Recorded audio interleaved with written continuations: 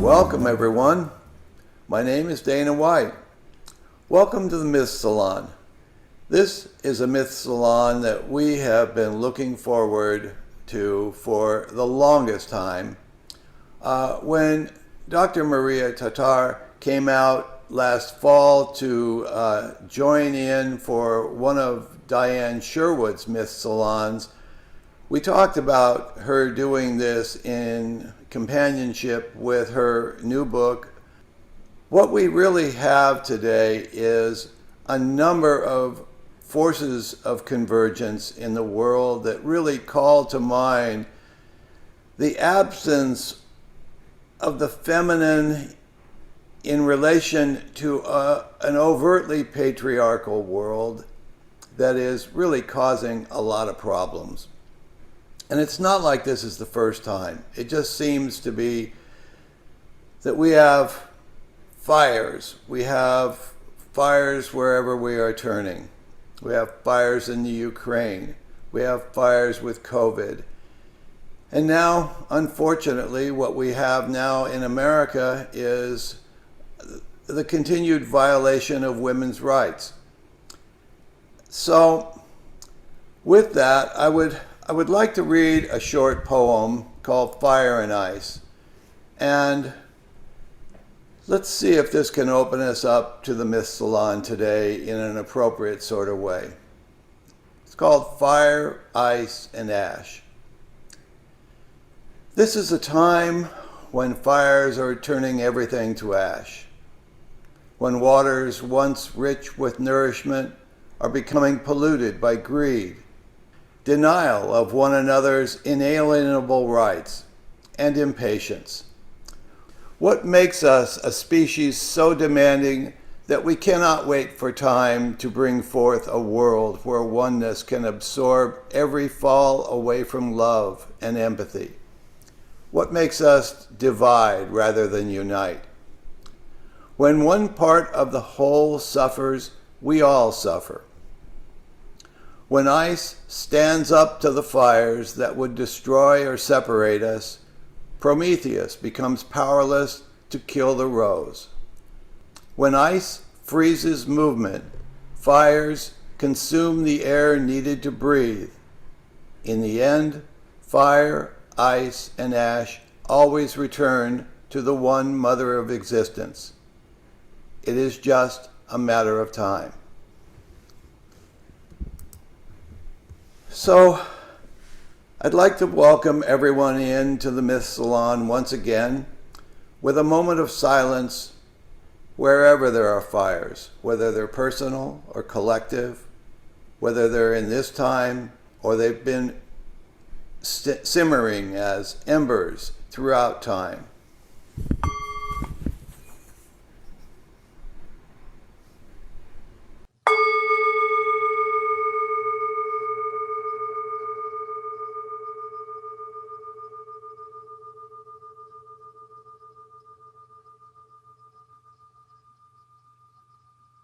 I'd like now to turn it over to my very good friend, Dr. Linn, without whom I don't know that we would have ever formed the Myth Salon. And that, like Maria's book, the Myth Salon online is a child of the pandemic.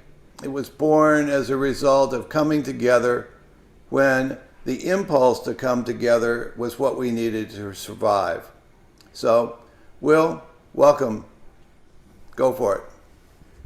And you know, I keep thinking, Dana, how different this book might be if things went the way we thought they would with our very first Myth Salon, when we got together to contemplate what the implications were that Hillary Clinton was so obviously going to win the election the following month.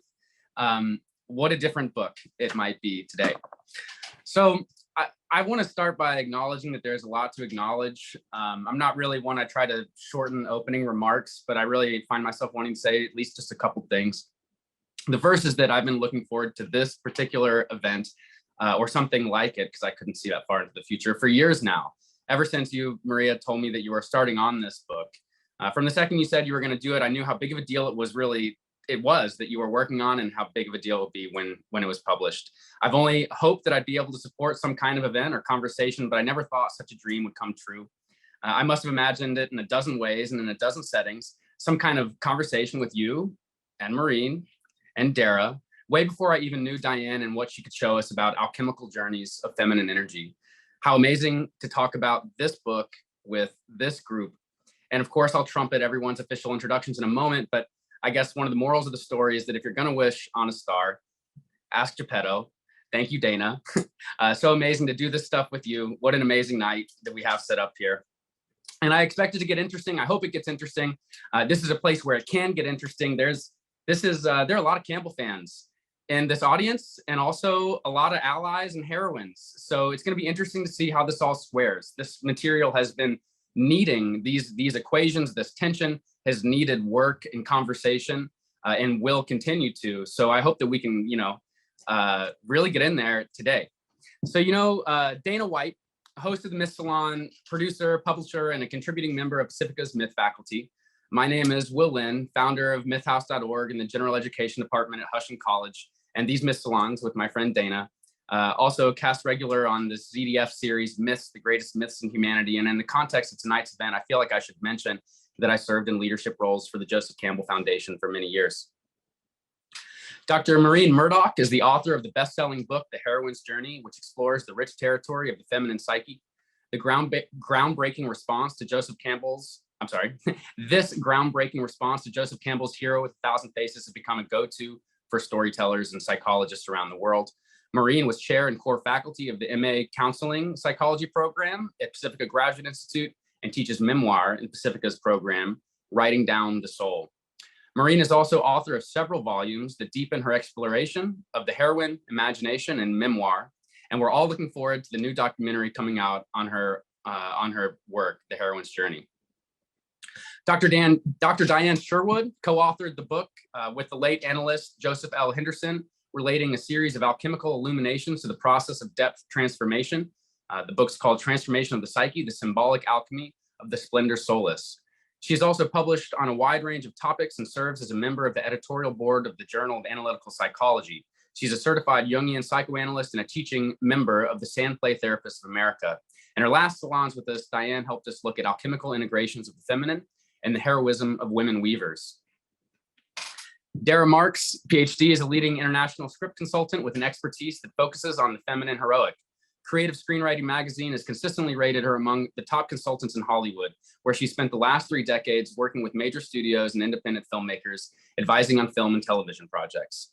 She also offers workshops on her book, Inside Story, Power of the Transformational Arc, and leads retreats for women worldwide on the feminine heroic. Dara holds a PhD in mythological studies from Pacifica with an emphasis in depth psychology. And before moving on, I want to thank Dara for joining the Hollywood Insider series panel that we did last week on gender. It was an amazing chance to talk with young artists about the roles that they can play. Dr. Dennis Patrick Slattery is Distinguished Emeritus Professor in the Mythological Studies program at Pacifica Graduate Institute. He is the author, co-author, editor, or co-editor of 30 volumes, including 7 of poetry and 1 novel. His latest collection of essays is The Way of Myth, Stories, Subtle Wisdom. His paintings, pottery, blogs, book titles, and upcoming events, this May even, can be found on DennisPatrickSlattery.com. And I should also mention tonight that I was lucky enough to take Dennis's class on Joseph Campbell, which he taught for over a decade at Pacifica in the Master's and PhD program on mythology. And finally, Dr. Maria Tatar is a senior fellow at Harvard Society of Fellows and the John L. Loeb Research Professor of Germanic Languages and Literatures and Folklore and Mythology Emerita. At Harvard, she served as Dean of the Humanities and Chair of the Committee on Degrees in Mythology and Folklore. Author of numerous works on fairy tales and children's literature, including annotated African-American fairy tales edited with Henry Louis Gates Jr., for which she received the 2018 NAACP Award for Outstanding Literary Work of Fiction.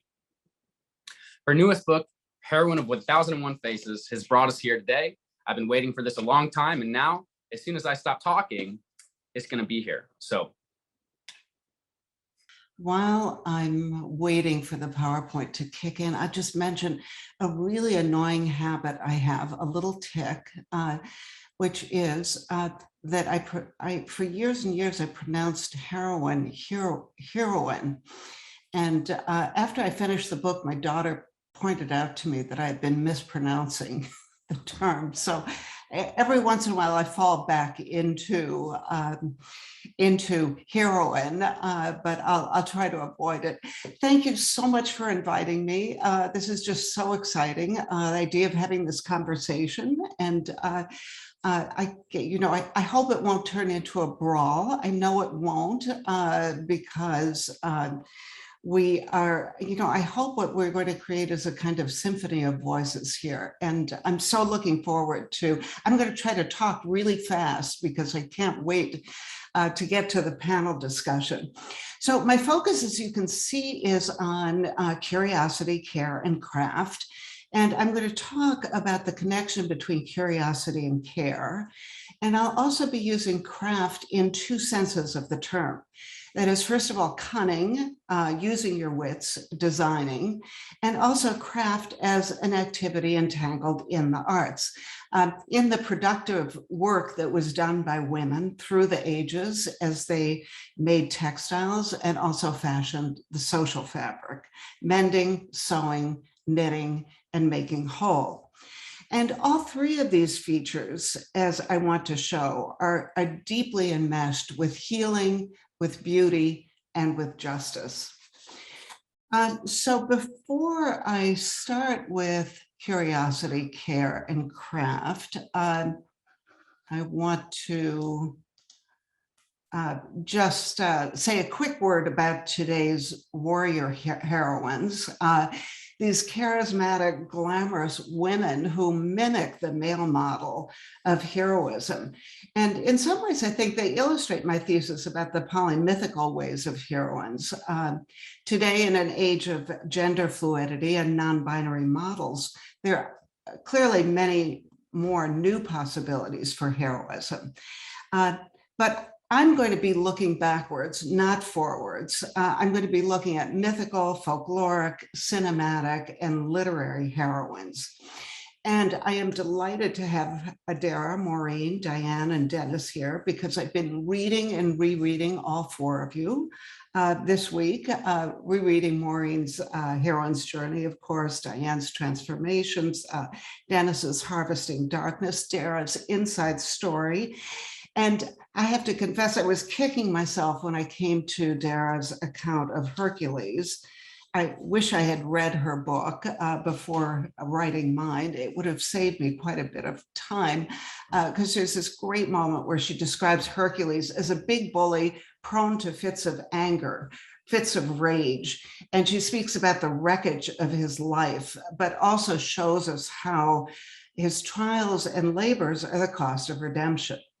And what I really loved was the moment when she tells us any human being, young or old, weak or strong, timid or brave, can be a contender because the potential for heroism lies within everyone. That is, I like to think of this as heroism with a lowercase. And that's basically what I'm trying to get at in my book. From a different angle, to be sure, since my own professional deformation leads me to focus on the literary past more than anything else. So here is our roadmap. And I'll start by talking about the genesis of the book. My two guides, Joseph Campbell and Scheherazade, and then just say a word about how the pandemic reshape the concept of heroism. And then turn to the question of what is a heroine? And we'll start with curious women, Pandora and Eve. And then I'll move to the mythical realm with women who use domestic crafts to speak out. And then switch to fairy tales, looking at Bluebeard's wife and the perils of curiosity. And then I want to turn to what are 2 chapters in my book, but women detectives seeking justice, and then women writers and their craft, moving from Jo March in Little Women to Hannah Horvath in Girls. And I'm not going to focus on this last bullet. I'm going to leave that for bullet point. I'll leave that for discussion, for our panel discussion. So a few words about the genesis of the book. It was written, as Will noted, during a time when we were all holding out for a hero. And let me just take you back to those first months, because I think we've forgotten how terrifying they were. The possibilities for heroism were foreclosed. What could we do? We were all told that the best thing to do was to stay at home, do nothing. The other phenomenon was that everything became silent. Of course, there was a silver lining to this in that, traffic, there was less traffic. We suddenly heard birds. We saw new forms of wildlife and all of that, but it quickly turned spooky. And our towns were deserted. We learned the meaning of lockdown as silence filled the air. And here is Carlos Fuentes telling us about how all writing is a struggle against silence. And Jeanette Winterston, who tells us, my work is rooted in silence.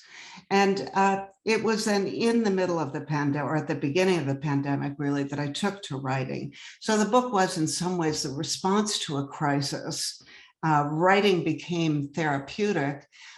It kept me alive, animated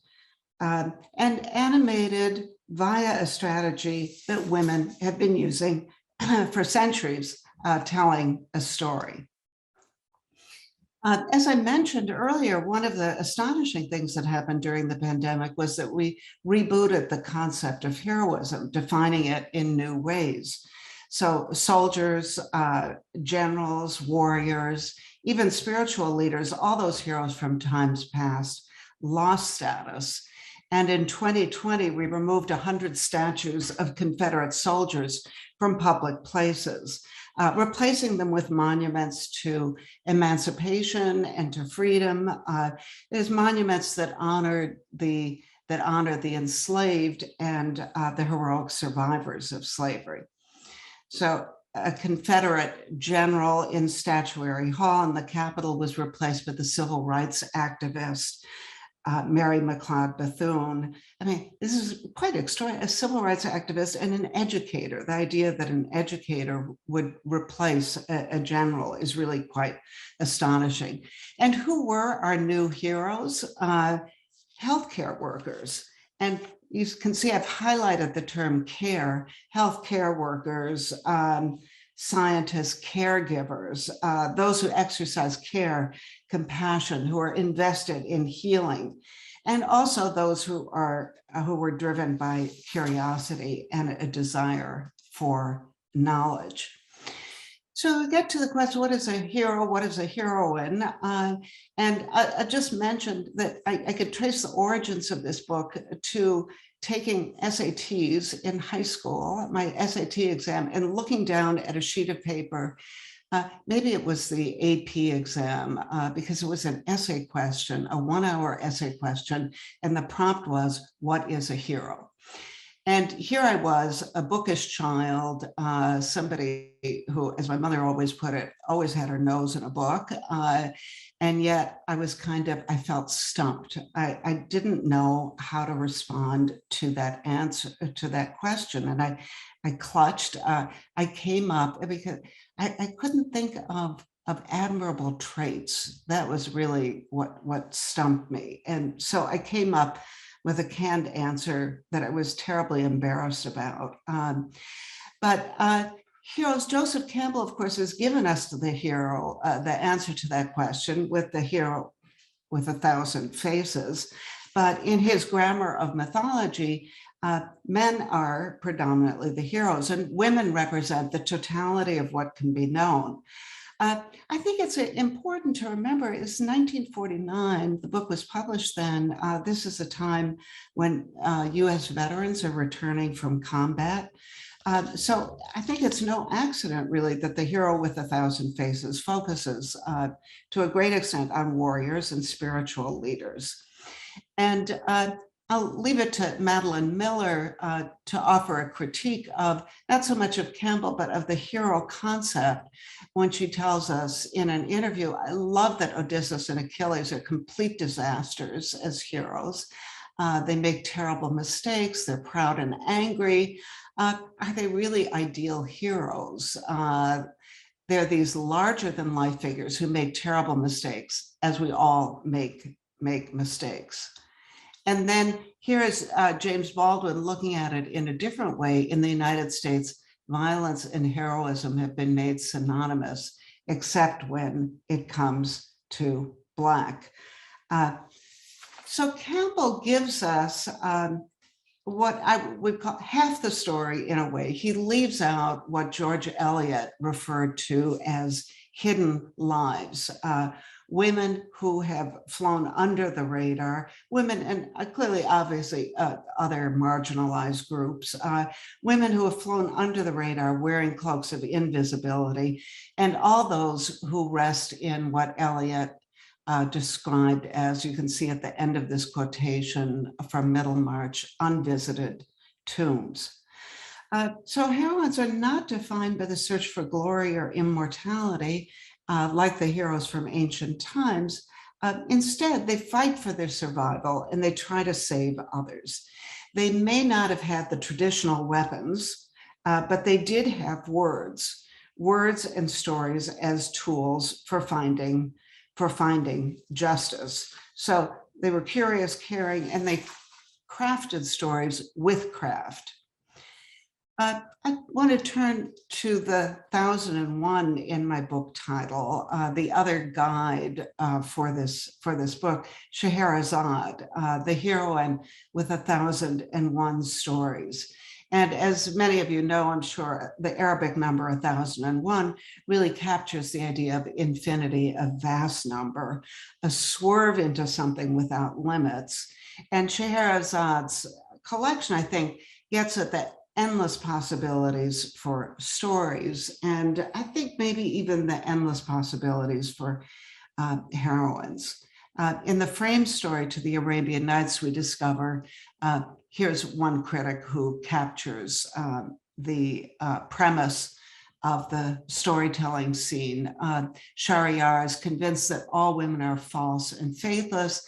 He vows to put to death each of his wives after the first nuptial night.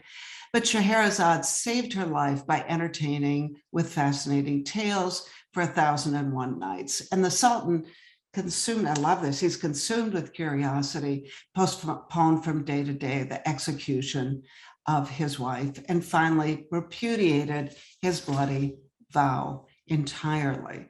So Scheherazade understands the seductive power of story, and she tells these cliffhangers. She stops halfway through, and I think it's important to point out she's also curious as a scholar. She's a scholar and a reader, and so she's someone who is seeking knowledge. But she takes a back seat, I think she's taking a back seat at least, to Pandora of Greek mythology and also to Eve of biblical lore. Both Pandora and Eve succumb to the sin of curiosity. Not only that, but they're responsible for bringing evil into the world. Pandora, of course, famously releases all evil into the world, disease, war, vice, toil, trouble of all kinds. And I love this, the Ray Fawkes, the comics artist, puts it this way: every evil in the DC universe is connected to Pandora, and that's what her story is largely about. You can see these two images sort of capture what we find in most artistic representations of Pandora. First, the off the shoulder gown, the off the torso gown on the right, and in both cases, sensual women, alluring and captivating. And here is Eve, the real villain, who is responsible for the fall, who tempts Adam. And of course, her curiosity is inflected as carnal rather than intellectual.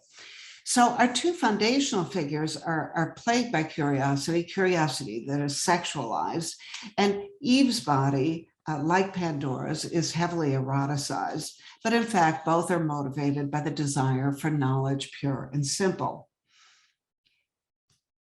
So curiosity, in the negative sense of the term, is a central feature, I think, of our foundational stories about women. It's a term, curious, that bifurcates into two channels, one positive and one negative. And you can see that here on the slide, the desire to know or learn in a blamable sense or in a neutral or good sense. But notice these obsolete meanings. And at the beginning, I mentioned that I was going to make this connection between care and curiosity. Carefulness, careful attention to detail, scrupulousness, exactness, accuracy, all good things. And then 3, proficiency attained by careful application, skill, cleverness, ingenuity. And that, I think, is really important because it links the 3 features that I'm talking about: care, craft, ingenuity, inventiveness, and curiosity. So let's take a look at this next slide. I want to look at curiosity in its obsolete positive sense when it's inflected as craft, ingenuity, and care. We can see, I want to turn to the story of Philomela, because there the domestic arts, weaving and spinning, are intimately connected with storytelling. And Ovid tells the story of Philomela and Procne in his Metamorphoses. And if you read that story, either in the Metamorphoses or in something like Edith Hamilton's account, you know that Philomela is raped by her brother-in-law, Tereus, and you have these 2 depictions of the rape on the left and the right. And what does she do? She threatens to rat him out.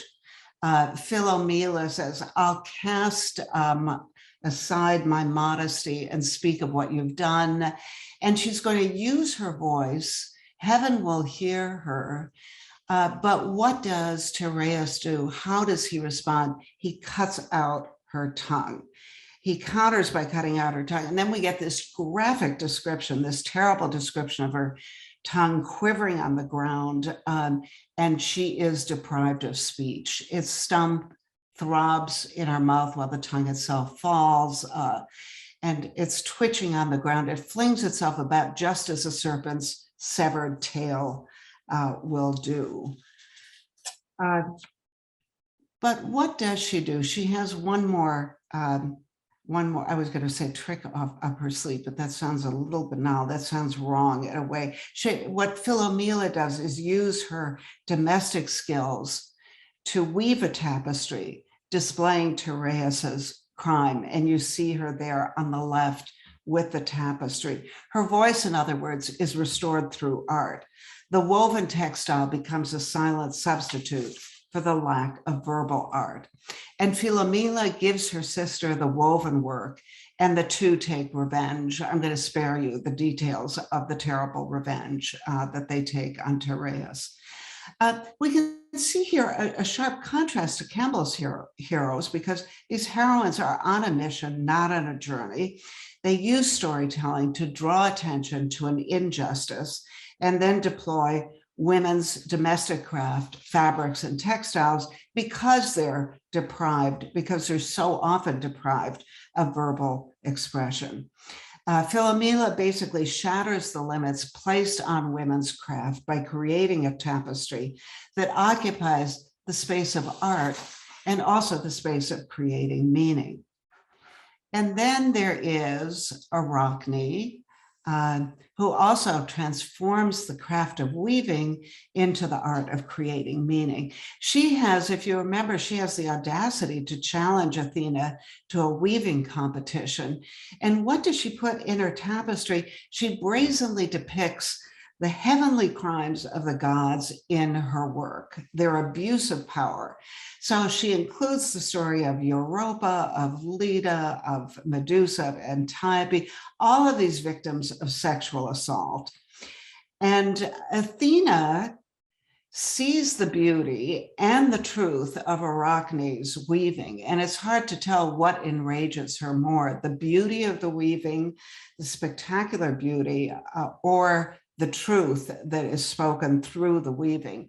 And she hits, you can see her hitting Arachne over the head with a spindle, and then she tears her work into pieces. Arachne hangs herself, and then out of pity for her, there's so many puzzling moments in this myth, out of pity for Arachne, Athena turns her into a spider. Who knows if that is such a great thing. And here is Arachne as depicted by Gustave Doré. And it's Edith Hamilton who takes up this story. And in her introduction to Greek mythology, she tells us that the story of Arachne is about the danger of claiming equality with the gods. Oh, sorry, I think I've, oh, there, I'm back. A story about the danger of claiming equality with the gods. So Arachne is seen as proud because she sees her weaving as superior to Athena's. Arachne is silenced. Her work, which broadcasts misdeeds, is destroyed. And basically, she's shut down by the goddess. So weaving becomes one of the conspiratorial crafts, a domestic art executed with ingenuity. And you can see here how the production of textiles and texts is beautifully entangled. Both terms derive from the Latin texere, to construct or to weave, and the Greek techne, art, craft, or skills. In other words, the weaving of fabrics and the production of texts belong to the same economy. They're driven basically by the same logic. So in the world of Greek myth, a woman's speech is perpetually invalidated. I think here of Telemachus, who tells Penelope to basically to shut up and do her weaving, and Cassandra, who speaks the truth again and again, but has no credibility at all, and so on.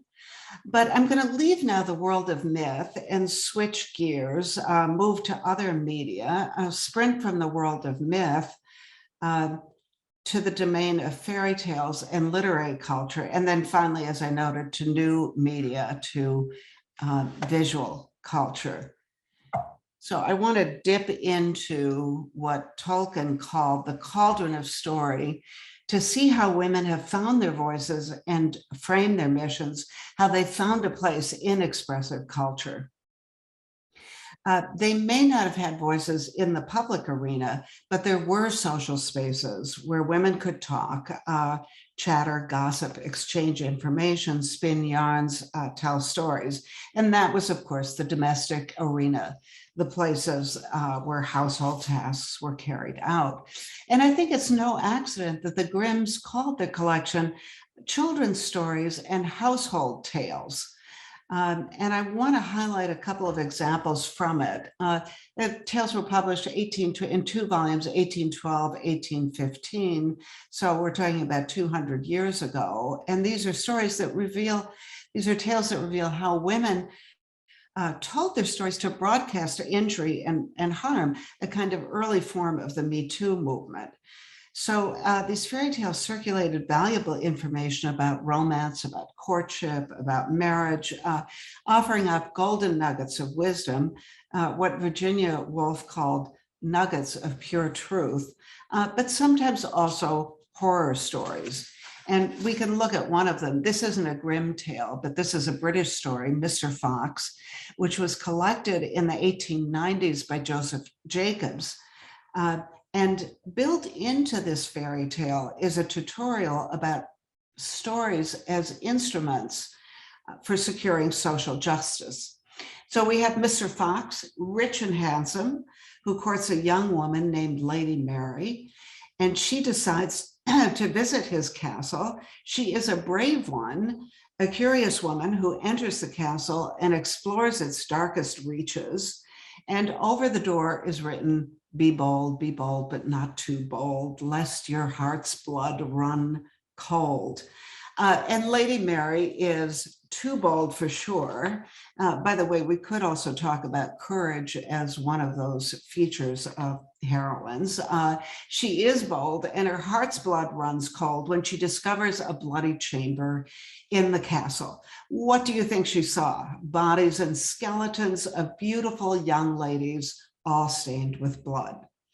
When Mr. Fox appears, he's dragging a young woman behind him. Lady Mary hides behind a wine cask and she witnesses the chopping off of a hand with a ring on it. And the hand lands in Lady Mary's lap. And it provides her with the evidence that she needs to indict Mr. Fox, a man who has turned very quickly from a partner, a marriage partner, into an adversary. And how does she convict him? At the wedding banquet, she tells the story, but she tells it as a dream about finding a bloody chamber and everything that took place in it. Mr. Fox insists that she's lying, but what does she do? She produces the ring and the finger, this importance of having evidence. And at once her brothers and her friends drew their swords and cut Mr. Fox into 1,000 pieces. So there's a kind of meta quality to this fairy tale. It's self-referential. It's a story about storytelling. And Mr. Fox, I think in many ways, reads like a playbook from times past for victims of sexual assault and arranged marriages. And here we have the Grimm's Robber Bridegroom, a similar story. The heroine broadcasts the misdeeds of her betrothed at a wedding banquet, and the relatives do him in. So these are what we call old wives' tales, and they flourish around the fireside, in spinning rooms, in sewing circles, in the kitchen. John Updike called them the television and pornography of an earlier age. But they were more than that, I think. They were also cautionary fables about love, courtship, and marriage. But something funny happened to these gossipy tales when they moved from the domestic arena into print culture. And we can take a look at a story like Bluebeard, a story about a man who murders his wives, a serial killer. Why does he murder them? He's punishing them for their disobedience and curiosity. Before leaving for a trip, you can see him there on the left. He hands his wife a key. He tells her she can go anywhere, do anything she wants, but don't go into the room that can be opened with this key. Well, of course, the wife goes in whenever you have an order, an injunction, a command. It's disobeyed, it's violated in the fairy tale. So she goes in, and what does she find but the corpses of Bluebeard's previous wives? And, you know, it's interesting, the illustrations for the story, there's so many that show the husband giving the wife the key, or they show the wife at the threshold engaged in this act of disobedience. There are very few that show the bloody chamber. This is a rare one, which shows the wives hanging from hooks on the walls. Now, when the Frenchman Charles Perrault got his hands on Bluebeard, he turned a hair-raising story about a killer husband into a cautionary tale about female curiosity. And Perrault added morals to all of the stories, sometimes two morals. Many of them had nothing to do with the story, but here's the moral to Bluebeard. And he tells us that curiosity can bring with it serious regrets. You can see thousands of examples. And notice the register here. Women succumb, but it's a fleeting pleasure. As soon as you satisfy it, it ceases to be, and it always proves very costly. So a story once told as a cautionary fable by women to other women was aligned basically with tales about Eve, Pandora, and other curious women. So like Eve and Pandora, Bluebeard's wife suffers from Epistemophilia. She's not seen as heroic by any stretch of the imagination, but scolded for her curiosity. So I'm not going to spend a lot of time on this one, but just, the question of, is curiosity morbid? And curiosity can be connected, morbid curiosity can be connected with an interest in unpleasant things. And it's also something, I firmly believe this keeps us alive as we explore our own mortality and how to come to terms with what Campbell called the secret source of all human suffering. And it's a trait that historically has been devalued and undervalued when it was exercised by women or children. Until Alice, and I think we have a real inflection point there, a turning point. Alice, that curious child, curious in the double sense of the term, who lives in a wonderland, and we're in the middle of the 19th century there.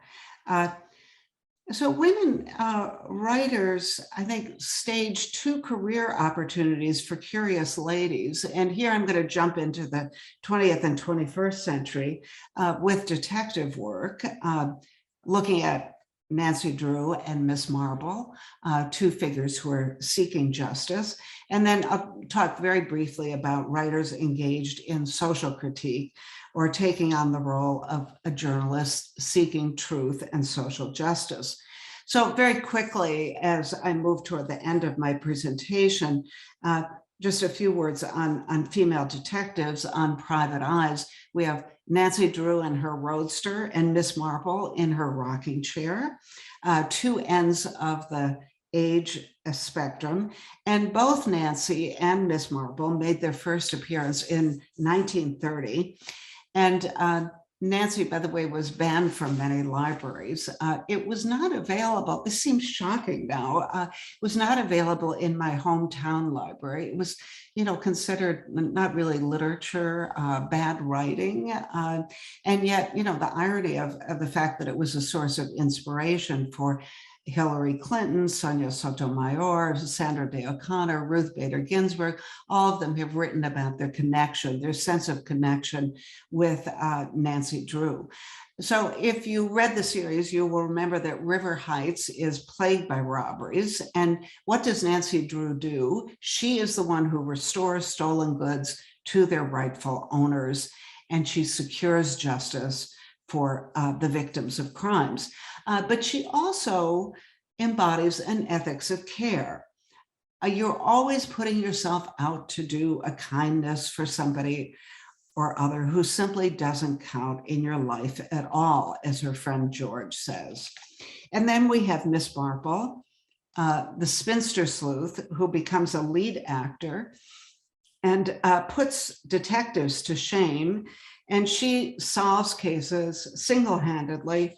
She doesn't have a team of subordinates. And she is, Agatha Christie's detective is a gossipy old lady who knits and gardens, minding her own business, all the while that she's getting into everybody else's business. She was inquisitive. And one of the mysteries in which she's featured is called Nemesis. She wears a hat with a bird's wing, which I think is an unmistakable allusion to the winged Greek goddess. And Miss Marple is Nemesis, according to other characters. And if you look at our ways of representing justice, Nemesis, the Furies, all of these figures are embodied as I hope somebody writes a book about this. Maybe there's one already out there that I've missed. But one character in Nemesis notes, he was thinking to himself that Miss Marple was very unlike the idea of the avenging Fury. And yet, he thought, that was exactly what she was. So knitting joins spinning, weaving, and creating tapestries as an activity that goes hand in hand with dispensing justice. And what does Miss Marple do but restore reputations, secure inheritances, find justice, and also stabilize a social order in which she herself is, ironically, marginalized. So in my book, I also track women writers, in particular girls, from Jo March to Little Women and Anne of Green Gables, to Francie in A Tree Grows in Brooklyn, to Harriet the Spy and Star Carter in The Hate You Give. And I also turn to girls, spelled with 4 R's or 5 R's, girls like Carrie Bradshaw, Hannah Horvath, and Rory Gilmore. Carrie Bradshaw, the quartet is always they refer to each other as girls all the time. And of course, Hannah Horvath, what is the name of the series but Girls? And Rory Gilmore, of course, is in the Gilmore Girls. And for all of them, writing is a holy grail. And they start to use their writing to bring about a social change. Carrie Bradshaw, obviously less so, but Hannah Horvath, for example, goes from narcissistic navel gazing to writing that incorporates social critique. So you can see that craft, curiosity, and care have all been the strategic tools of women. They've deployed the domestic arts and crafts in the service of creating beauty and also speaking truth to power as they try to bend the arc of the moral universe toward justice. And that is the end of my presentation. And I am looking forward to a conversation with the panelists. And I will stop screen sharing. And there we go. Amazing, Maria. Thank you. Thank you. And I think that honestly, I have tons of things I hope we'll get to. The one thing I'll say before passing it over to Maureen, I hope, is just that thank you for doing something that I think so many of us, hope that you would do for this conversation, which is, something that needs somebody like you to bring in the amount of references, the amount of characters. You've kind of really, you've almost helped, you've participating in defining what the conversation even is by highlighting and bringing in all these figures and characters and pieces of the conversation. So I'm excited to now explore it. Maureen, I hope that you will jump in and give us a first response. Maria, what an extraordinary presentation. Thank you so much. And I love having the historical perspective and certainly the literary perspective. When I was doing the Heroine's Journey, it was more from a psychological perspective.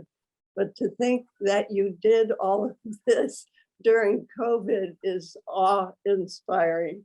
Reminds me of Kenneth Branagh, who said he wrote Belfast during COVID. So, I mean, what a wealth of riches you have brought us tonight. And I love all of your illustrations. They're extraordinary. I was really struck by how you have expanded the definition of not only of heroism, but also of the feminine. And I was thinking, when you were doing a historical piece, thinking back to, okay, Campbell was writing in 49, and the way he looked at the feminine was really the support of the masculine in terms of the feminine not taking her own journey. I was writing in the 80s, so basically 40 years later, and then you're writing in the 2020s, so another 40 years, and how we have grown and how we've expanded the whole idea of the heroine and of the feminine. I thought I wanted to tell you that I loved Philomela, the story of Philomela, and since I teach memoir writing, I'm always asking my students not to be secreted. She's become almost a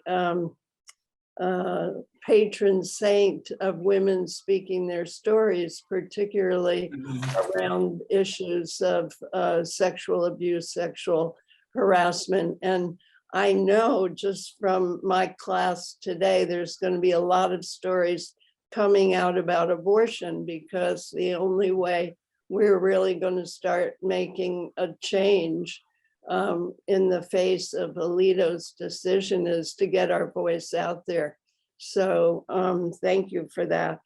I don't know whether you saw today's New York Times did a review of Alice Walker's new book, and she talks about the feminine as womanist. She uses qualities like outrageous, audacious, willful, and seeking justice. And I think we can add those to the definition of heroine. I just wanted to add one other thing. What happened in the 70s and 80s, particularly in California, was a big focus on feminine spirituality. So the focus then started to be on the goddess and how the goddess was integrated into so many women's lives. And what we did in Santa Monica, we had a gathering for Maria Gambutos when Language of the Goddess came out. And all of the women brought their art. When you talk about craft, it was like the voices came through women's art. It was just an extraordinary way to celebrate her.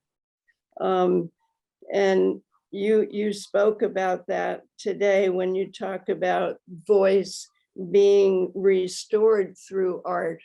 And I think that's so important. And then when I think about the film that won the Academy Award this year, where voice is coming through singing, her authenticity, her empowerment comes through art there. So I'm just in awe of what you've done. And I thank you, and I wish I had had your book 40 years ago when I was writing The Heroine's Journey. So. Oh, Maureen, I'm in awe of your response. So many really fascinating points, but I want to start with the whole question of a new movement, starting a movement now. That is, we had the Me Too movement, and maybe this is the time to figure out, to craft a strategy for. I think of Elizabeth Warren. Angry Elizabeth Warren. Did you see her on the news? I mean, she was so powerful. And yes, I think it is time to figure out a way to tell stories, to tell our stories, and how, Roe versus Wade saved lives. Yes. I think we need to gather stories of before 1973, so that people really begin to realize how fraught with danger it was before Roe v. Wade was passed. I want to mention something that you probably already know this, but Alito was referring to a 17th century opinion. This is what this man is basing his, I know it's not his complete decision, but the arrogance to say that we're not equal to men, and that he is really threatening reproductive rights, and then to refer to a 17th century decision just amazes me. So yeah, we need a new movement. Maybe it's a different phase of a Me Too movement, because there's a lot of us who had abortions and we had to make choices about family, about work, and about the sovereignty of our own bodies. Yeah. So, and thank you also for highlighting the importance of audacity. And I think there was, I mentioned that I did not include courage in my trio of features. And maybe partly because, you know, it's clear, it's so clearly there in the concept of hero, heroine.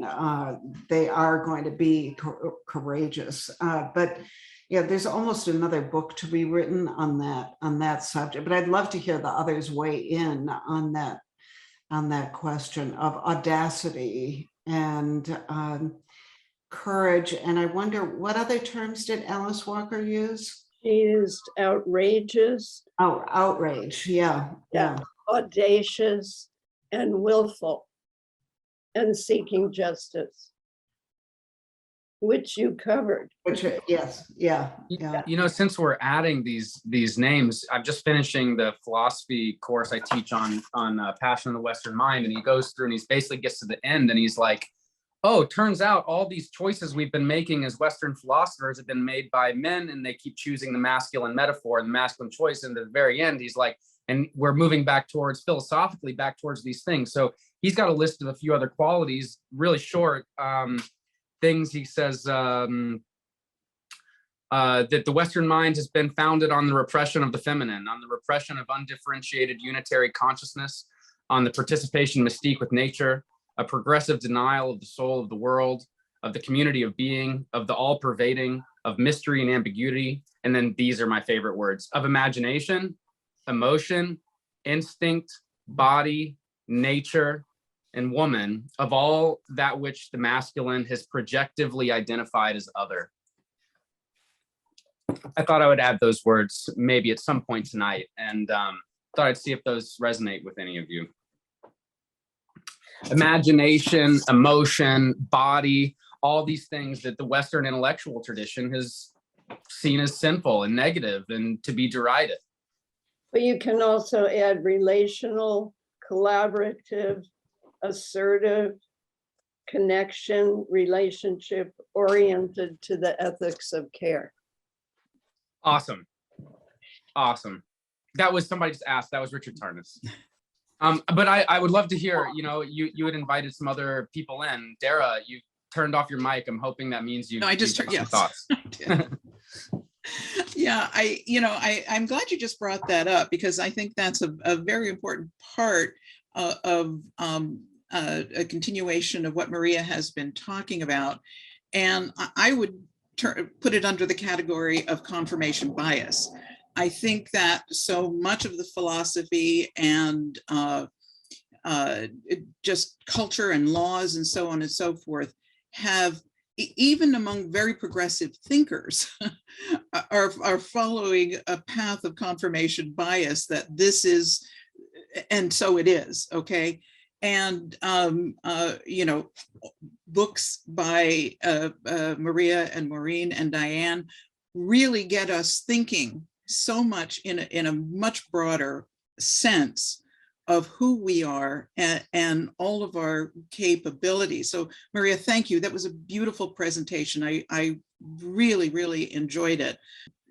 Yeah, I think your work is extremely important in that it was, you know, it's like Rosencrantz and Guildenstern, you know, what's going on historically through all of our history with the people who are actually participating in it, and not just being, you know, shuffled along to make, you know, make the world turn out the way that you know, the kings want it to be.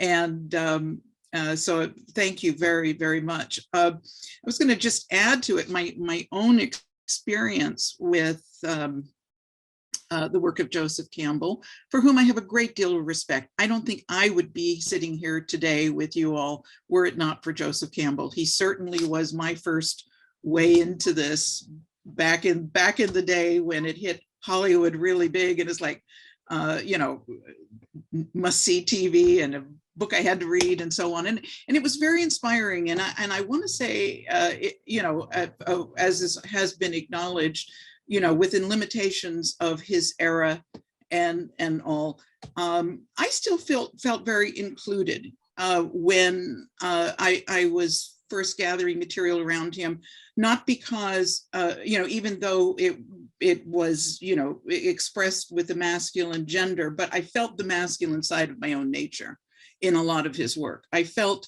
a lot of empowerment and a deeper understanding of what it meant to interact with life and put myself forward in the world. And, I was a very young woman at the time, and, I was facing those kind of challenges. So he recontextualized, if you will, a lot of the things that I was facing, which I felt doubt. And suddenly I saw it, my work has been very much in working with archetypal patterns, and suddenly those patterns started to appear for me, and that was very thrilling, But as a story analyst, again, way back in the day before I knew anything about anything, I was working with scripts, and a lot of this was when the whole hero's journey paradigm was hitting Hollywood really big, and I didn't even know how to articulate it at the time, but I kept feeling something was off here. Something wasn't quite right. I had a few clients who would come to me, occasionally also students who would also bring their work to me occasionally, who had professors who forced them to work with the hero's journey as the way they were supposed to structure their story. And they wanted to put a bullet in their brain because it didn't match what they were trying to express in their story. And so with eventually, my own work growing, attending Pacifica and doing all of this work, what became very clear to me and has been kind of a guiding force in a lot of the work that I do is it's not a problem with the hero's journey. It's a problem that it's own, and you mentioned this too, Maria, it's only telling half the story. And the other half of the story, so if we look at the hero's journey as our outer bound self in the world, and again, it's not a monomyth, that there are many outer bound journeys that don't particularly coincide with the hero's journey, but outer bound, it's the inner bound journey in the feminine realm that so many of our stories are lacking, or that writers are lacking the capacity to internalize and externalize the journey of their characters. So, I have mixed feelings about Campbell. I do hold him in great esteem because I think his work really turned us. And I don't think it's the job of any theorist to come up with the final word. I think, in fact, if anything, a theorist is the door that opens for the rest of us to walk through and to take a look at and to see what more there is there. And I think there is a lot more there, but I think we also have to give Campbell credit for opening, that door for us a lot, or at least he did for me. So. And if I can follow on that, Phil Cousineau, who worked with Campbell so often, was always delighted to watch Joe have somebody not so much contradict him, but just to get in his face a little bit. And Joe loved those moments because he knew that he didn't have the final word. And Dara wasn't saying that, but that, geez, the pot's starting to boil a little bit. Things are beginning to cook now. And then he would just be open and embrace these other points of view. The other thing I want to follow Dara on is Can I just add to that, Dennis, before we lose that point? Yeah. I got to do his fiction for the Joseph Campbell Foundation as a book club recently. And if you read his fiction, he breaks every rule he ever wrote, which is just worth noting. Yes. No, but anyway, yeah, please. And so, Maria, when I was reading your book, I was asking myself, how am I feeling reading it? And I haven't finished it, and I will finish it because it's so engrossing, and I just got caught up with some other things. And I wrote to myself, because I have, when I read them, I have to write. Underlining just doesn't do it. I've got to write something out. And I felt liberated in reading it. And I felt liberated, and I asked myself, well, why? And then I thought about my own history that had a lot of shame in it. And so I didn't speak. I didn't speak in class. I had the ideas, and then I would get so upset with myself when another student in class would say what I was thinking and praised. So finally, anger started to override the shame. But so many of us, men and women, find themselves self-victimizing, and through shame or through other feelings of inadequacy. So that's a point that I love about your book, that it brought that feeling of emotional liberation to me. And I think it ties into what you cite Ursula Le Guin on page 44. She says of her own writing, and what made it so unique, she says, all I did was change the point of view. Holy smokes. She shifted the point of view, and then a whole cosmos opened. And so I love that, and that you pulled on that. The last thing I'll say is yesterday at 12:24 p.m. Eastern Time, May 4th, 1970, the first M1 rifle shot was fired at Kent State University, which led to the killings of 4 students and wounding 9. And the whole thing happened in 13 seconds. I came on campus as a graduate student an hour after the shootings. And I won't go into the PTSD that took over 2,500 people who were standing around the rim of the Commons area where the National Guard began the shooting. But my wife and I were living in Kent and teaching in Ravenna, Ohio. And the movement to suppress what had happened began immediately. And the first thing they were going to do was build a ROTC, a new ROTC building on the site where the shots were fired from. And it took 20 years in the courts in Cleveland to exonerate everybody. No one was responsible.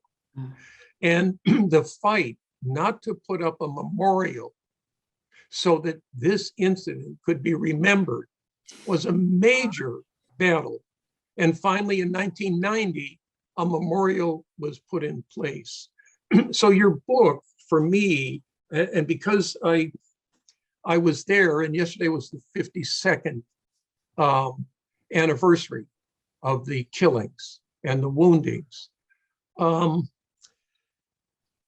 it feels like culturally we are moving into already a kind of massive oppression, piece by piece, with voting, with women's rights. And the list, I think, I feel a little apocalyptic even speaking right now, that it's just going to continue. So to what you and Maureen were speaking about a few minutes ago, I don't think there's a better time for a movement, because things are fractured, they're fragmented, there's openings.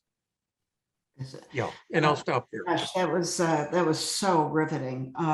And as you were speaking, I thought about a moment halfway through writing the book when I was trying to unpack the concept of the ordeal, Campbell's concept of the ordeal that the hero has to undergo.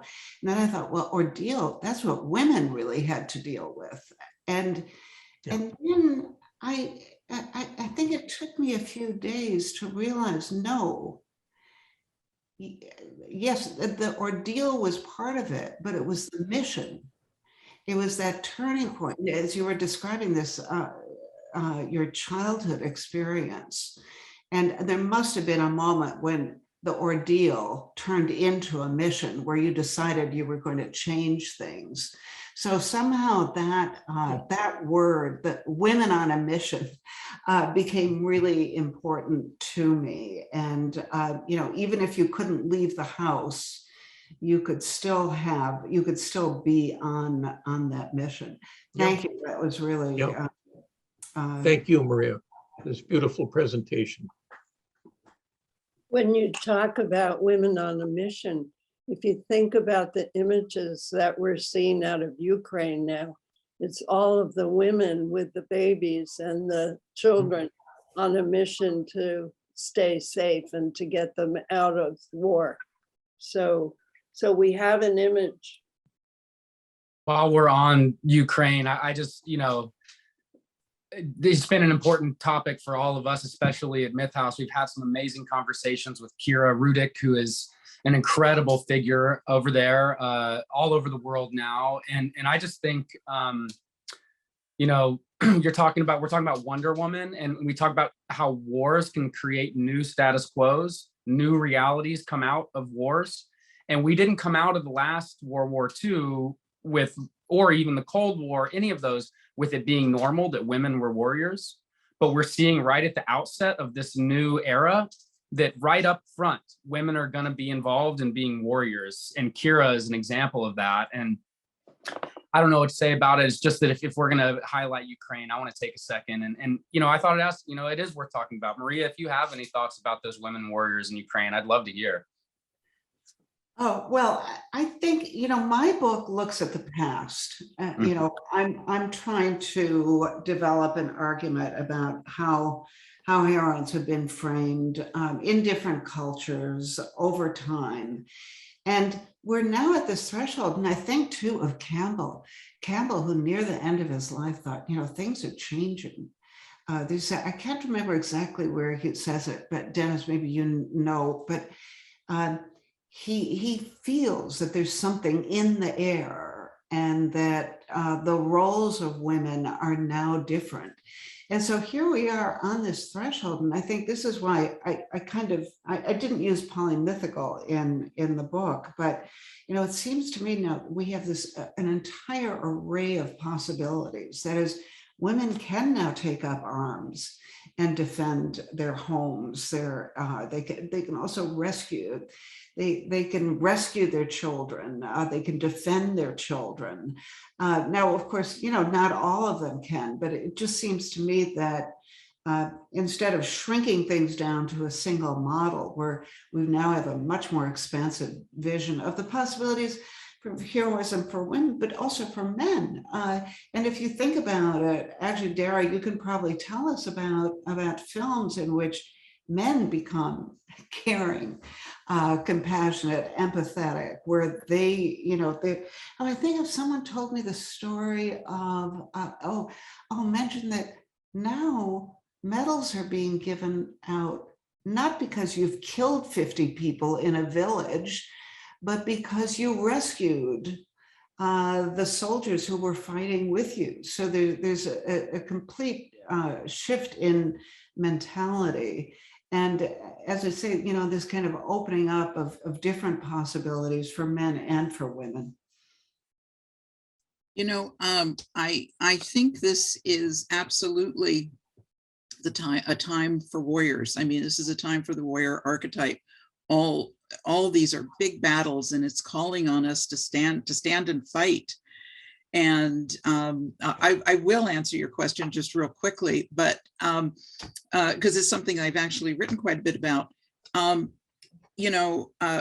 film Casablanca, which has become sort of a prototype for a lot of the male characters that have followed, the Pacinos, De Niro's, all of those characters.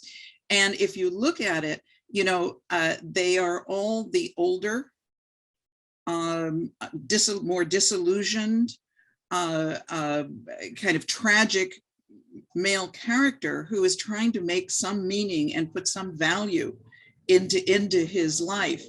And so so I think that that's a pattern that we are really seeing, that there is a struggle, a male struggle, but also a struggle of the masculine for the feminine, you know, to make something whole and meaningful of their life. And as I said, we are seeing that as a pattern in a lot of storytelling, with the cops who've seen it all, done it all, the soldiers, you know, all of these who are struggling to find their way home, you know, struggling to get to a place of meaning. And so anyway, so I that's partially how I would answer the question, but I also would love to talk to the panel, see if we, because your book made me think a lot about the whole you know, the time of the warrior in general, especially in terms of what we're seeing in the culture right now, and what we've seen in the last few days with shooting down of Roe v. Wade. So I'd like to add something to the conversation, for which I may be shot down, I don't know. But I remember when Hillary Clinton lost the election, and prior to the election itself, I remember hearing a lot of young women saying things like, oh, I don't know, she's kind of like, you know, she's just part of the whole structure thing. And, you know, there was something that just wasn't enough. And it was like, I took it very personally, not very offensive, because she and we in our generation, we were in the front line fighting for all that we had, you know?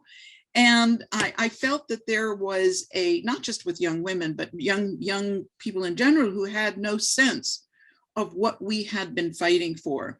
And I remember the day after the election saying, we were handing the world to you on a silver platter. And you said, thank you, no. I mean, really? And so if you look at, you know, we in the present are creating story as we go. And if you look at this in terms of story, we are in a process of transformation. And transformation isn't just getting to new consciousness. It's standing and fighting for it. And while the far right has been building an army and waging war, we've just been saying, oh, you know, it's over. We've already won these victories and so on. And I don't think anything is ever won. I think we do have to stand and fight for it. And it tells me that we are in a period where we have to sort of truly embody and live what we are fighting for. And it cannot be a passive,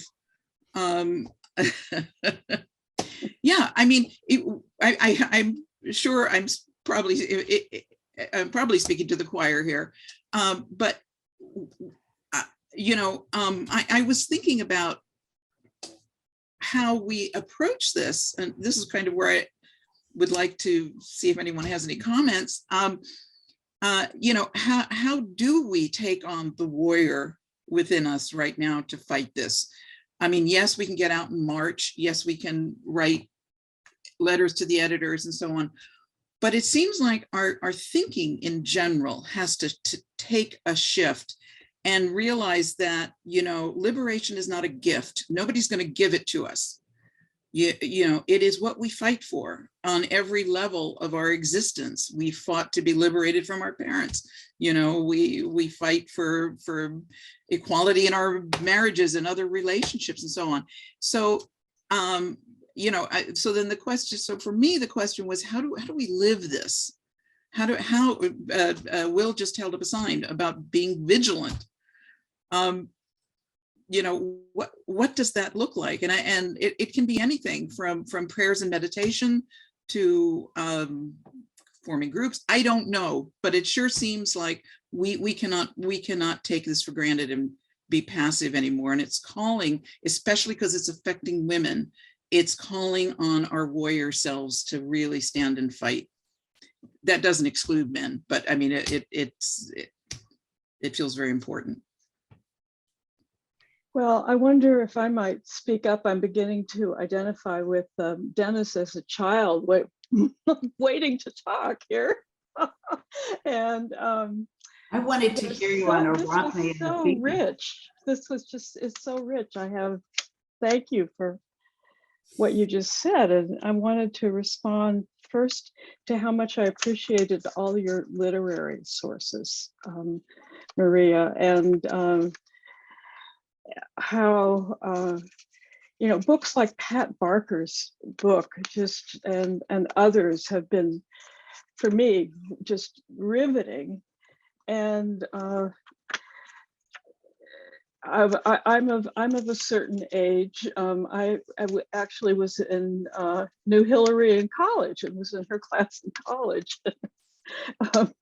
So I go back a bit, and she was just a couple years ago at our 50th reunion, believe it or not. So anyway, I had a few responses here. I wanted to mention how Campbell, who's a great teacher, great lecturer, teacher, I'm sure many of you have heard him, and but he, it's so interesting that he did the feminine thing. He didn't finish his degree, as men were supposed to do. He went off and read and incubated something and wrote, and then went out into the world. So he embraced a kind of feminine pattern and then wrote about these heroes. And I also want to mention the woman warrior. He helped to bring Heinrich Zimmer's work. Zimmer died very young and was a brilliant Indologist. And he led me to Philosophies of India that Zimmer wrote, Campbell did. And there's a fabulous, I went to Mahabalipuram to see a frieze, which is Durga slaying the buffalo demon. And it is one of the most beautiful friezes you can imagine.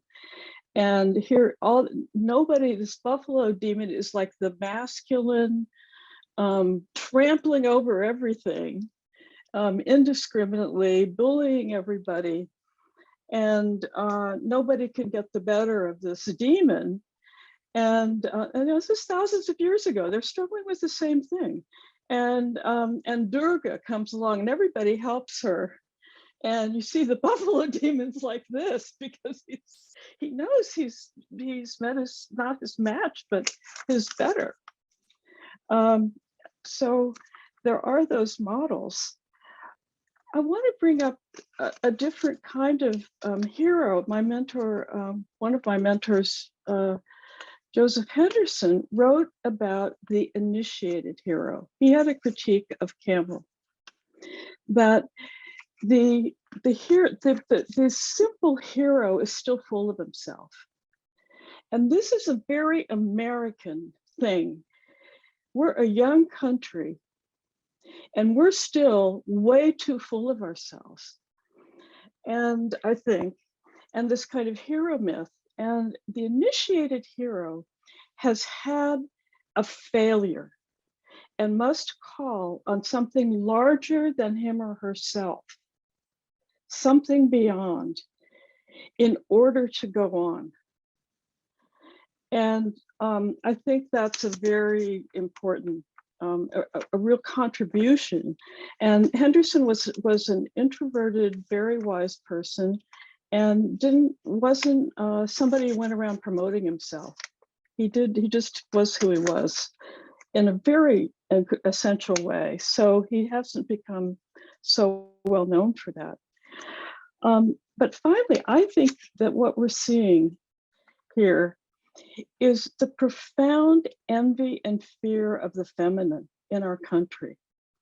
We're a country of pioneers, cowboys, the masculine subordination of women because you're out in the frontier, and the guys have to protect the women, and which of course the women were working like hell, doing all kinds of work and making things happen. But think about it.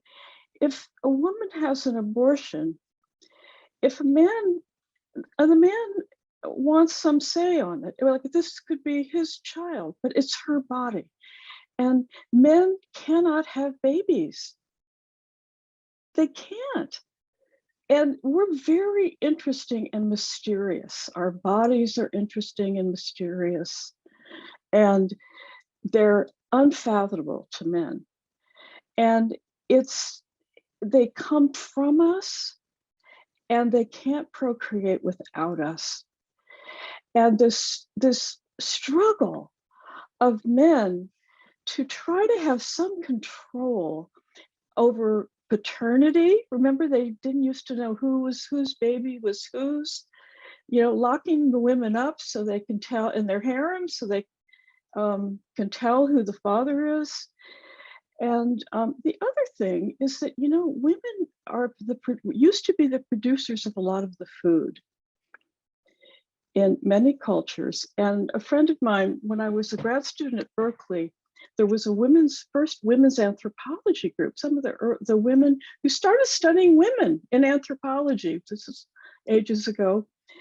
And one of them, I would go to their meetings, and one of the women said, this African group I've been studying, if a man is nasty to his wife, nobody will feed him. He goes hungry, because all the women get together and then they say, no, go away, you don't get anything, until he settles down. So I'm thinking about all this power that we primally have reproductively and traditionally, and our connection to the earth.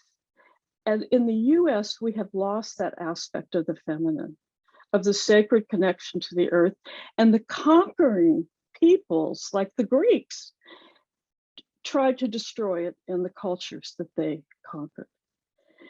And I think we're still dealing with thousands of years of repercussions of that, and facing a huge backlash of men. This abortion thing, it isn't about really about protecting unborn babies.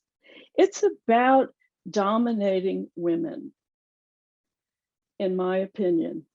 And I think this fight that we're going to have, we're only going to win it if men and women join together to fight it. If fathers and sons and brothers are right there with us on the front lines saying, no, no, no. So those are my comments for tonight. So thank you. Dyane, I'd like to follow up on what you're saying, that to me, the essence of real connective power is this relational emphasis that goes to the heart and core of the feminine.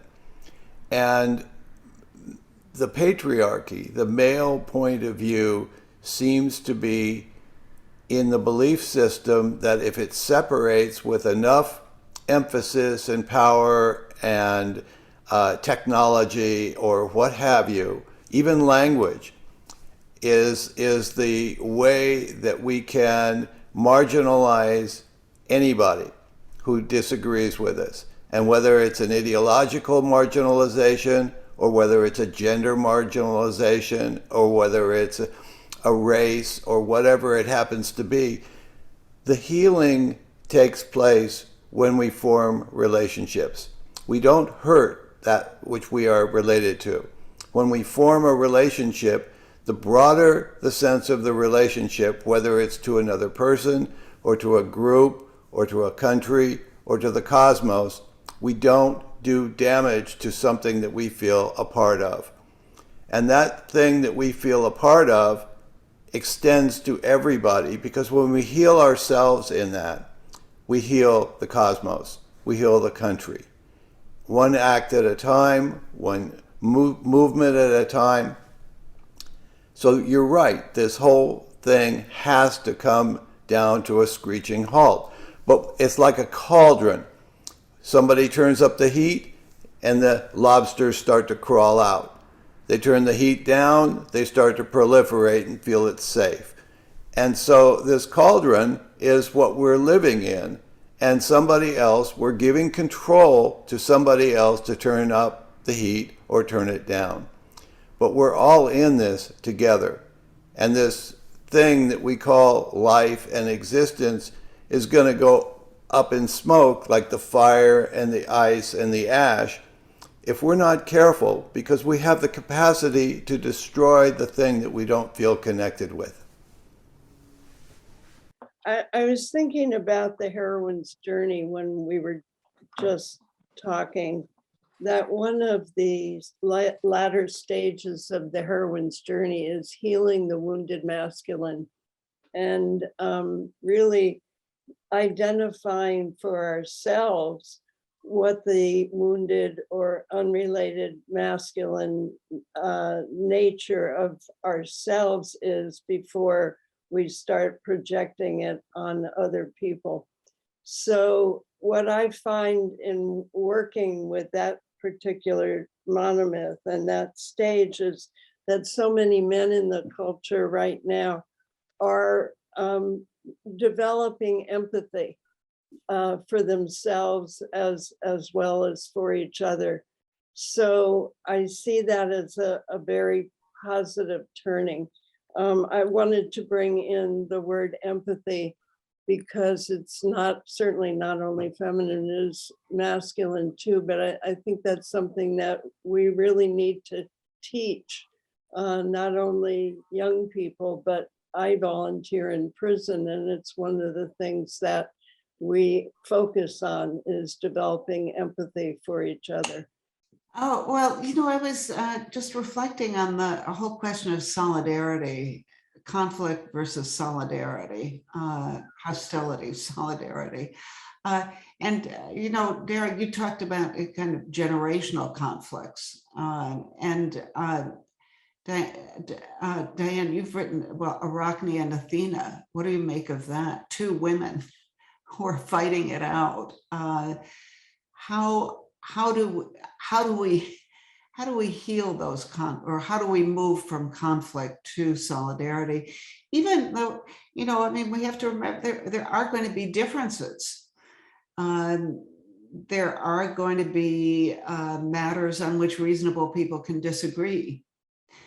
And, how do we navigate a path forward without letting those conflicts turn into armed battles or, I think that when you talk about your heroines who look out for justice, and justice, fighting for things like getting rid of gerrymandering, giving everyone a vote, those things, I think maybe we can agree on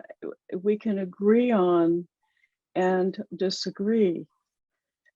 But right now, our culture, because of its fear, because of the fear of a minority, Hillary won the popular vote.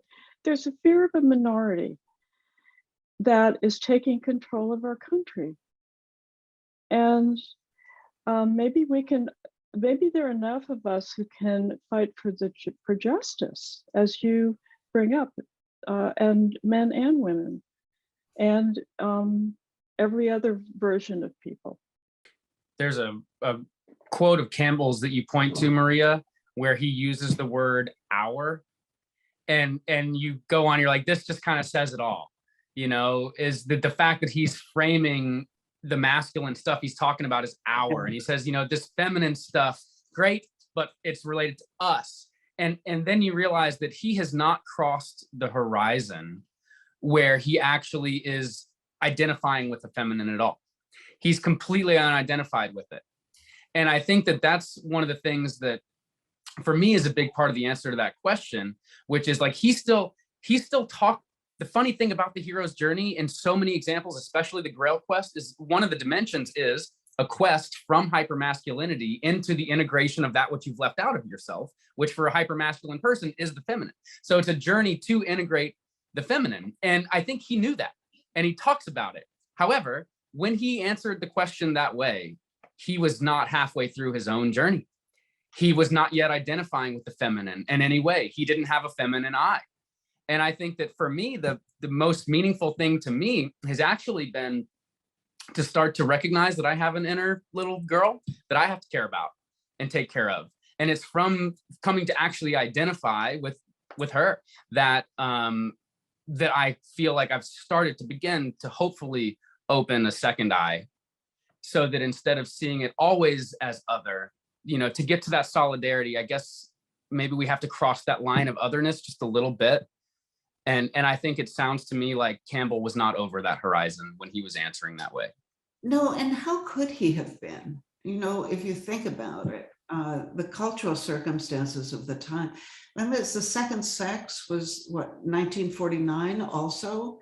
And if you think, I remember growing up and reading The Feminine Mystique. I mean, I was a crazy reader, as I mentioned, and I don't know how I got my hands on that, but I recall thinking how strange this is. What a strange book, because it just shattered all these ideas about what women were supposed to do. She shatters the myth of the housewife heroine. She actually calls it that. So if you think about the time and place, it would be almost impossible to think your way out of that particular box. And I loved, I don't know who it was who mentioned, Campbell just doing, it was Maureen, I think, who said, he did this feminine thing. He quit school. I love that he quit graduate school because they were trying to box him in. And he just went and he read and, processed everything that was in those books. And yes, one would have hoped that he would have discovered things there that he did not see in real life. But I just give him a lot of credit for being able to evolve. And as I said, near the end of his life, to be able to see, yes, it can be different. Something is happening. There's something there that I did not see, that I did not recognize. You're referencing a quote that you put in here. I'll just read for us all, I think. It's the beginning of your epilogue. All I can tell you about, this is Campbell, all I can tell you about mythology is what men have said and have experienced, and now women have to tell us from their point of view what the possibilities of the feminine future are. And if it is, and it is a future, it's as though the liftoff has taken place. It really has. There's no doubt about it. Right. Yeah. And, teaching him for so many years, the feeling I always had was that he knew that what he had written was incomplete. And he really looked to us to complete it. And then, the last, and I don't know where he has that beautiful photograph of the Earth from the moon. And he said, this is the image of the new myth. It's the Earth herself. It's the planet. And if we're going to really continue this mythological journey, it's got to be global. So I always loved that about him, in that kind of lyric disposition that he had as an Irish bard, to look, here we're looking at the Earth from the moon, from the place of the feminine. I mean, it's just a really rich conjunction. Yeah. And I think also, I just want to add to that, the fact that he was thinking globally before anybody else was. I mean, Exactly. At universities, everything was, one of the reasons he quit graduate school was that they wanted to, was he in an English department or? Yeah, at Columbia. No, you're right. You're right. And they didn't want him to learn all these languages, but you tell the rest of the story. Well, he was, here's Joe kicking against the patriarchy. Because the old farts there at Columbia said, you come back and fit into that slot that we have for you. And he said, hell no.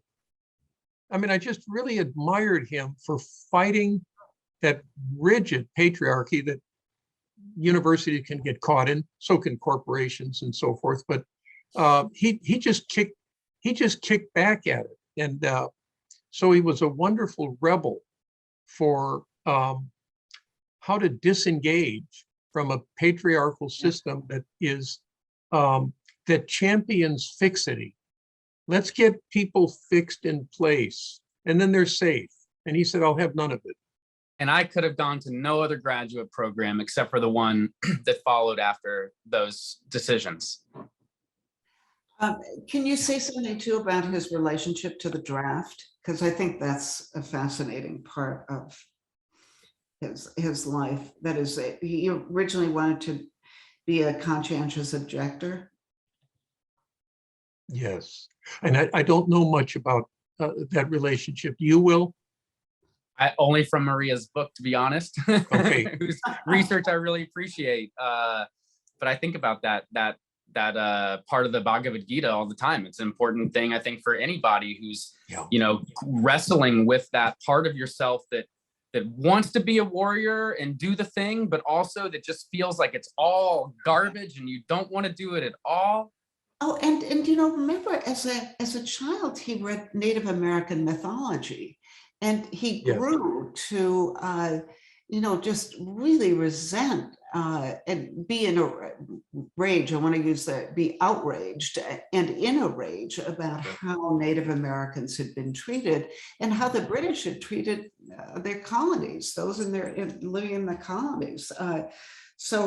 It turns out he was too old to be drafted. He missed the draft by a year, so he didn't have to go through the process of trying to figure out whether he would be a conscientious objector or go ahead and, give in. Because there's a culture that is saying, if you want to be a man, you have to go off to war and fight these battles. I remember when his father, I believe, took him to Madison Square Garden to see, I'm forgetting the famous cowboy at the time, but it was Cowboys and Indians, and just a pageantry. And Joe said, I didn't care about the cowboys. The Indians were the ones that I found so fascinating and so interesting.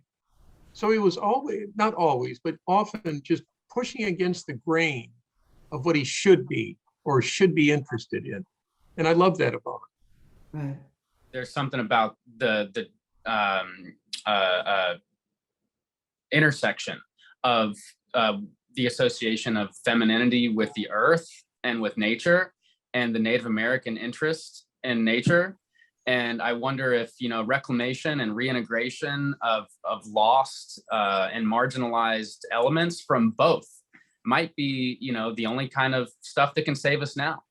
I tend to believe that the wasteland we live in is defined by the vitality that it's repressing. And I tend to think that the only solution to our problems is by integrating what we're repressing. So is the answer to be a bigger, better, more masculine warrior, or to redefine what being a warrior is in, I'll say, trickster terms or some relational quality? Because it seems to me that we're often taking an old paradigm and just simply shifting it into a new wardrobe. And it's just a matter of time before the old paradigm figures out what has happened to it and it rears its head because the new paradigm has been defined in relation to it.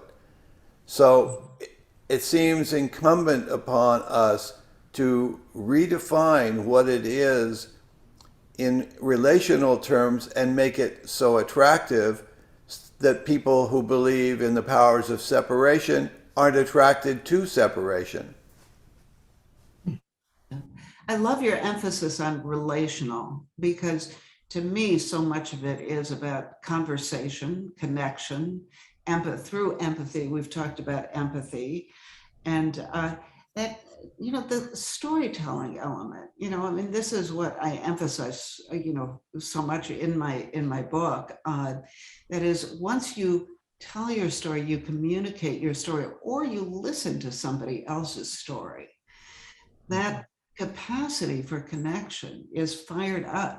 It can happen then. So I don't, I hate to think of it, there's no secret sauce and there's no silver bullet or, none of these magical solutions.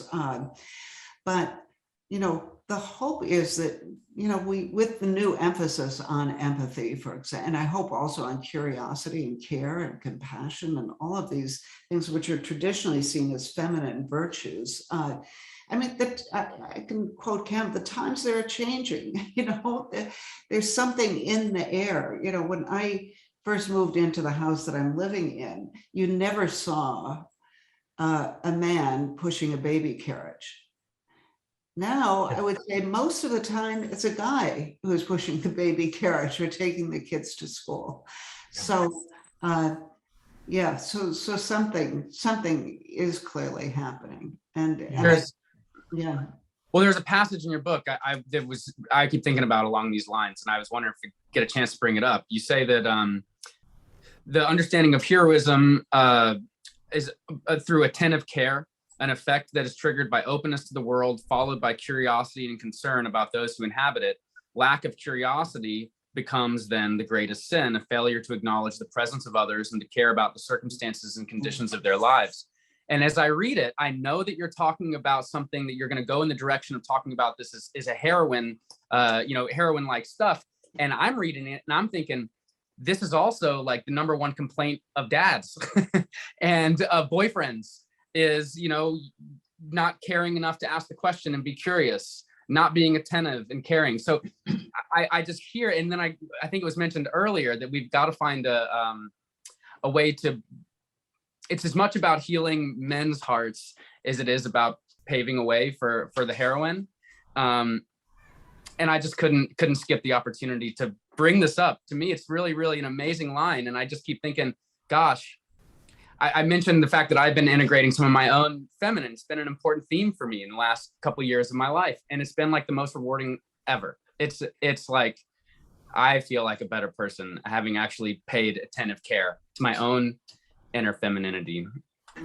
I love that you brought that up because it's a passage in Lolita, Nabokov's Lolita, where Humbert is turned into a monster of incuriosity.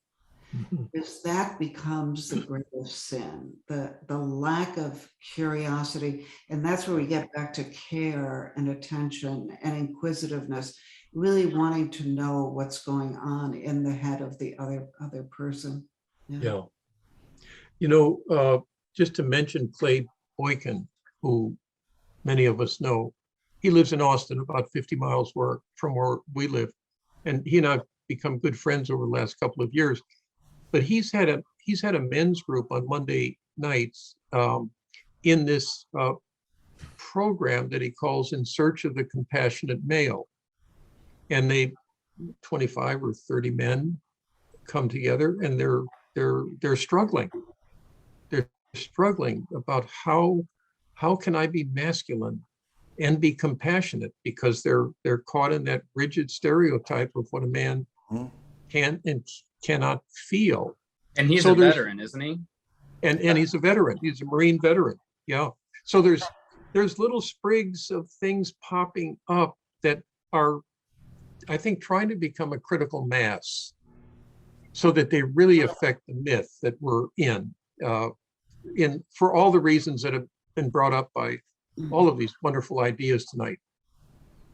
I think one of the things that is important in this is to bring the idea of service in. And so as we are people in our world, who do we serve? What ideals do we serve? What do we tend? Those sorts of questions and virtues open up and they stop the path of doing violence to one another. You don't, again, I go back to, hurting something that we are a part of, not a part of. And you don't hurt that which you feel a part of. You bring it in, you draw it in and make it your own. It's friendships, it's love, it's all of the things to me that bring a spirited community together to interrogate old stories is to see them now as they were then.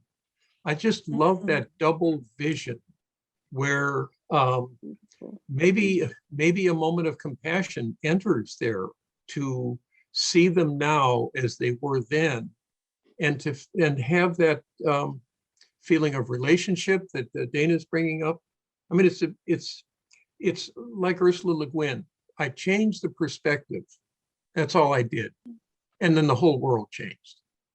Yeah. Wow, that is so powerful, because as you were speaking, I just thought about how we read when we're young.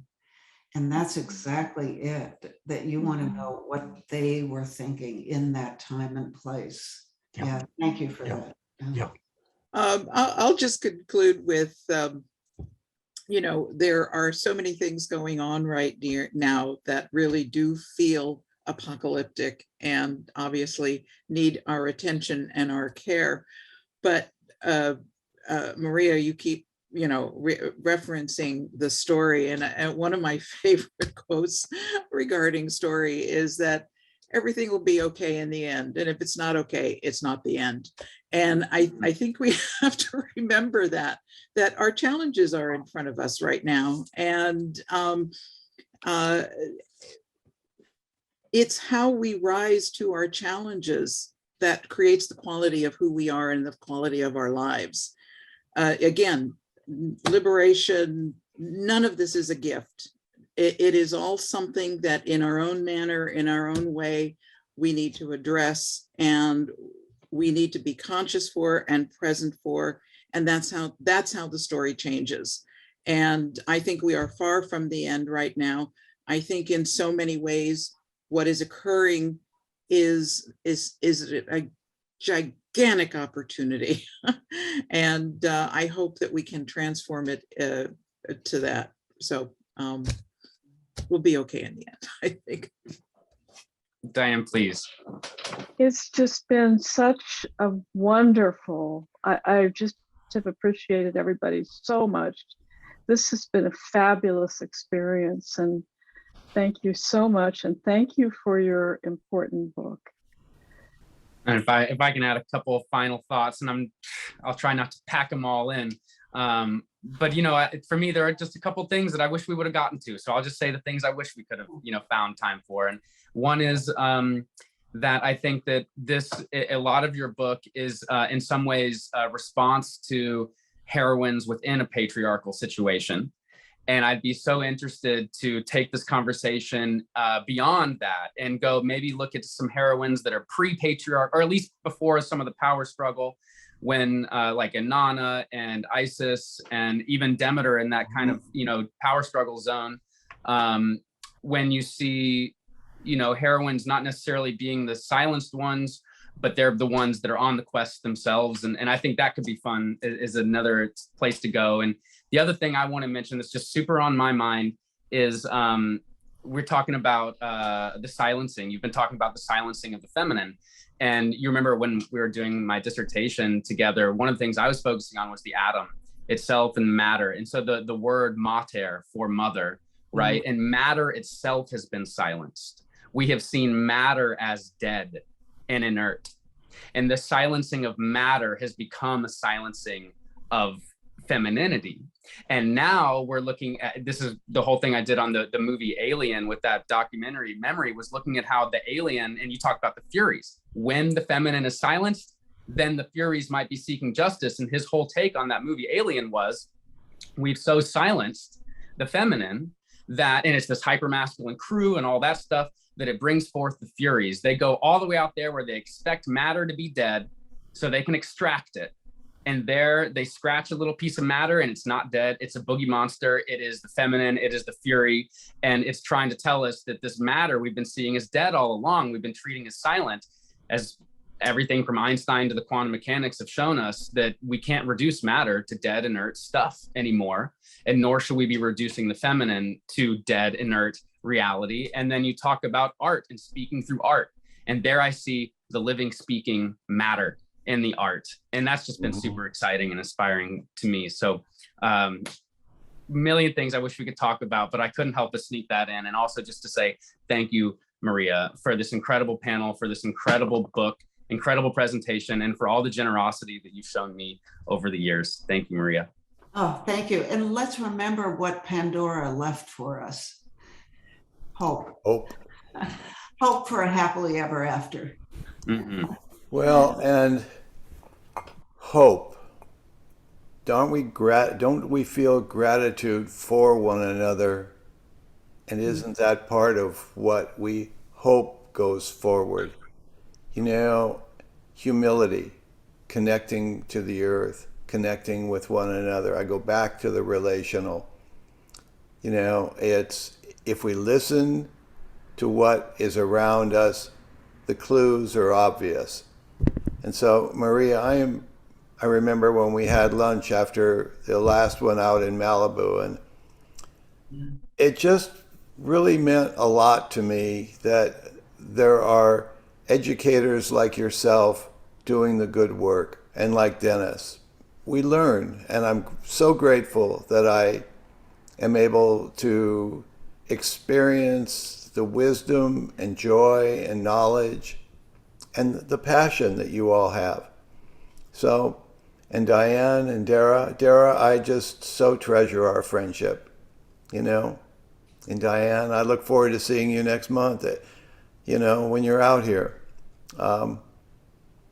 What a joy. Okay, let's go out with a singing bowl, please.